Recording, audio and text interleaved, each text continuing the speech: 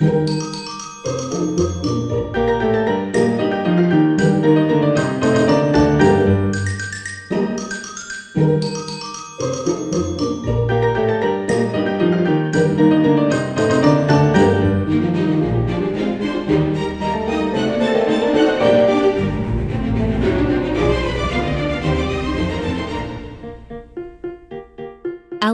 Audiobook presents Alice's Adventures in Wonderland by Lewis Carroll. Final chapter. Chapter 12, Alice's Evidence. "Here," cried Alice, quite forgetting in the flurry of the moment how large she had grown in the last few minutes, and she jumped up in such a hurry that she tipped over the jury box with the edge of her skirt, upsetting all the jurymen onto the heads of the crowd below, and there they lay sprawling about, reminding her very much of a globe of goldfish she had accidentally upset the week before. "Oh, I beg your pardon," she exclaimed in a tone of great dismay, and began picking them up again as quickly as she could, for the accident of the goldfish kept running in her head, and she had a vague sort of idea that they must be collected at once and put back into the jury box, or they would die. "The trial cannot proceed," said the king in a very grave voice, "until all the jurymen are back in their proper places. All," he repeated with great emphasis, looking hard at Alice as he said so. Alice looked at the jury box and saw that, in her haste, she had put the lizard in head downwards, and the poor little thing was waving its tail about in a melancholy way, being quite unable to move. She soon got it out again and put it right. "Not that it signifies much," she said to herself. "I should think it would be quite as much use in the trial one way up as the other."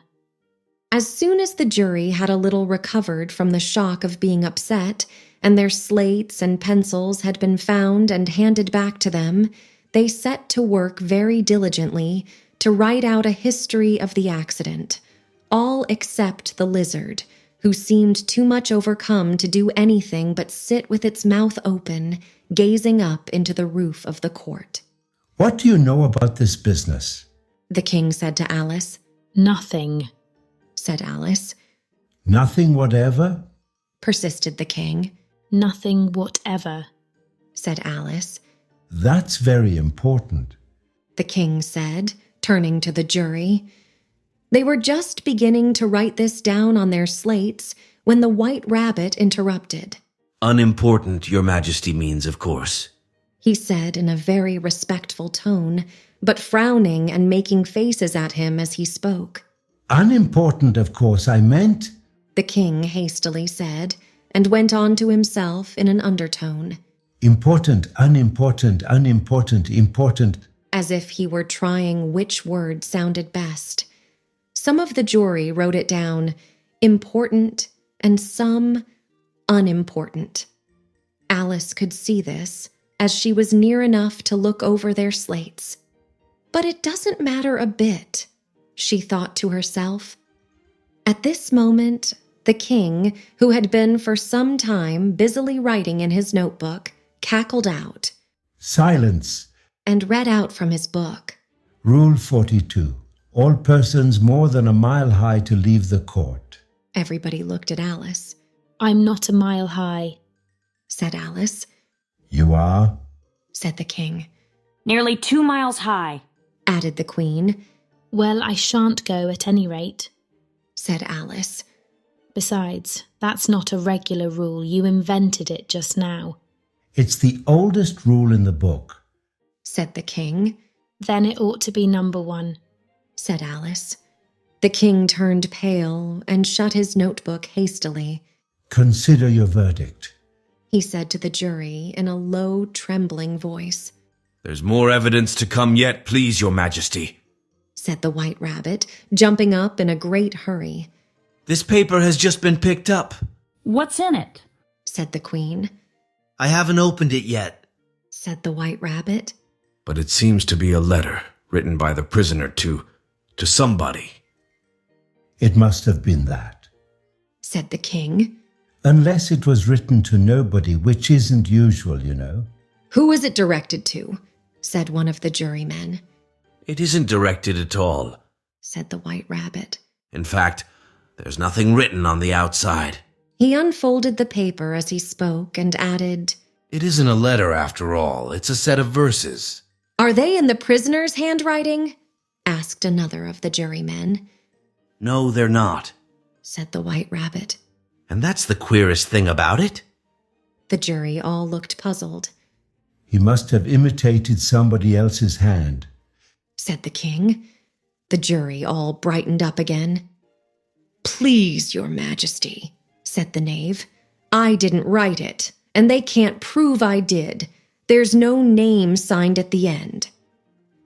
If you didn't sign it, Said the king. that only makes the matter worse. You must have meant some mischief, or else you'd have signed your name like an honest man. Meant some mischief, or else you'd have signed your name like an honest man. There was a general clapping of hands at this. It was the first really clever thing the king had said that day. That proves his guilt, Said the queen. It proves nothing of the sort. Said Alice. Why, you don't even know what they're about. Read them. Said the king. The White Rabbit put on his spectacles. Where shall I begin, please, your majesty? He asked. Begin at the beginning, The king said gravely. and go on till you come to the end. Then stop. These were the verses the White Rabbit read. They told me you had been to her and mentioned me to him. She gave me a good character, but said I could not swim. He sent them word I had not gone. We know it to be true. If she should push the matter on, what would become of you? I gave her one. They gave him two. You gave us three or more. They all returned from him to you, though they were mine before. If I or she should chance to be involved in this affair, he trusts to you to set them free, exactly as we were. My notion was that you had been, before she had this fit, an obstacle that came between him and ourselves and it. Don't let him know she liked them best, for this must ever be a secret, kept from all the rest, between yourself and me. That's the most important piece of evidence we've heard yet. Said the king, rubbing his hands. So now let the jury. If any one of them can explain it. Said Alice. She had grown so large in the last few minutes that she wasn't a bit afraid of interrupting him. I'll give him 6pence. I don't believe there's an atom of meaning in it. The jury all wrote down on their slates, She doesn't believe there's an atom of meaning in it, but none of them attempted to explain the paper. If there's no meaning in it, Said the king. that saves a world of trouble, you know, as we needn't try to find any. And yet I don't know. He went on, spreading out the verses on his knee and looking at them with one eye. I seem to see some meaning in them after all. Said I could not swim, You can't swim, can you? he added, turning to the knave. The knave shook his head sadly. Do I look like it? He said, which he certainly did not, being made entirely of cardboard. All right, so far. Said the king, and he went on muttering over the verses to himself. We know it to be true. That's the jury, of course. I gave her one, they gave him two. Why, that must be what he did with the tarts, you know. Ah, but it goes on. They all returned from him to you. Said Alice. Why, there they are. Said the king triumphantly, pointing to the tarts on the table. Nothing can be clearer than that. Then again, before she had this fit, you never had fits, my dear, I think. He said to the queen. Never. Said the queen furiously, throwing an inkstand at the lizard as she spoke. The unfortunate little Bill had left off writing on his slate with one finger, as he found it made no mark, but he now hastily began again, using the ink, that was trickling down his face as long as it lasted. Then the words don't fit you, said the king, looking round the court with a smile. There was a dead silence. It's a pun.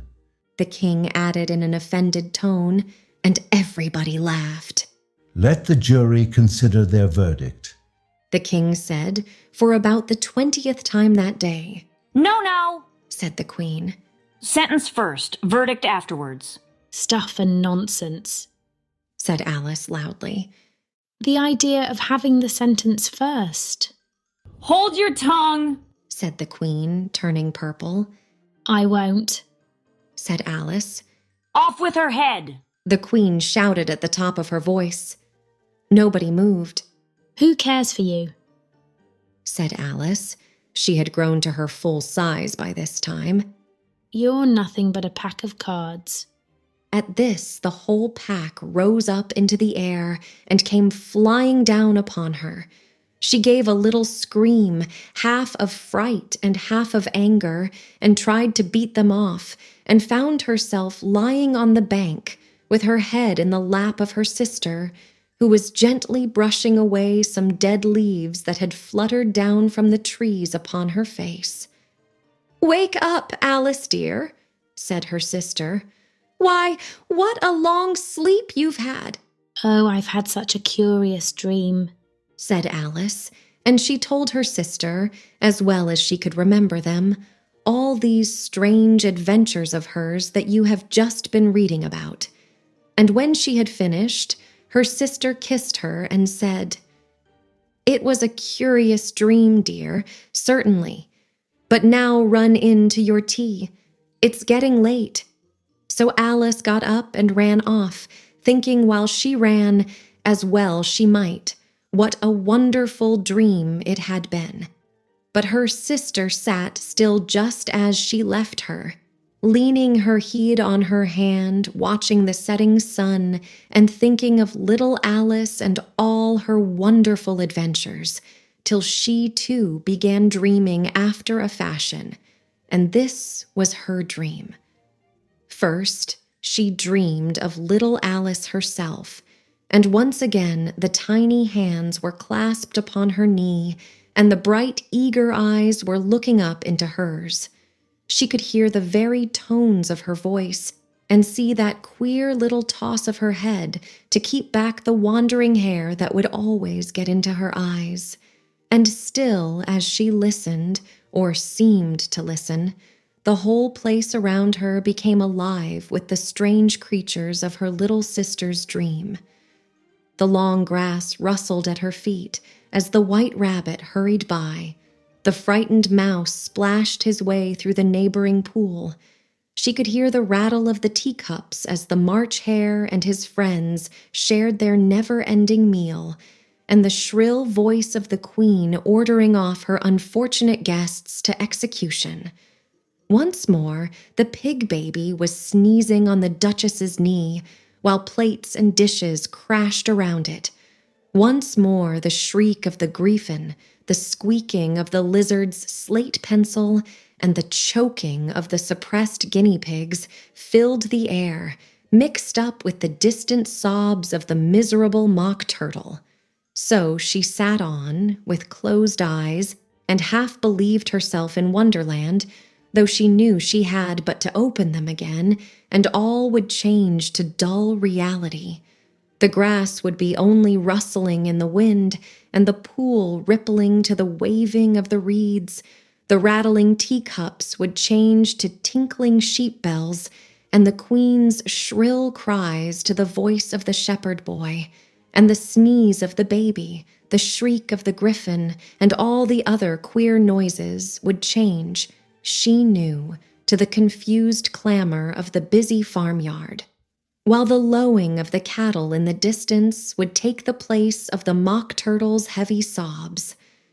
Lastly, she pictured to herself how this same little sister of hers would, in the aftertime, be herself a grown woman, and how she would keep, through all her riper years, the simple and loving heart of her childhood, and how she would gather about her other little children, and make their eyes bright and eager with many a strange tale, perhaps even with the dream of Wonderland of long ago, and how she would feel with all their simple sorrows and find a pleasure in all their simple joys, remembering her own child life and the happy summer days.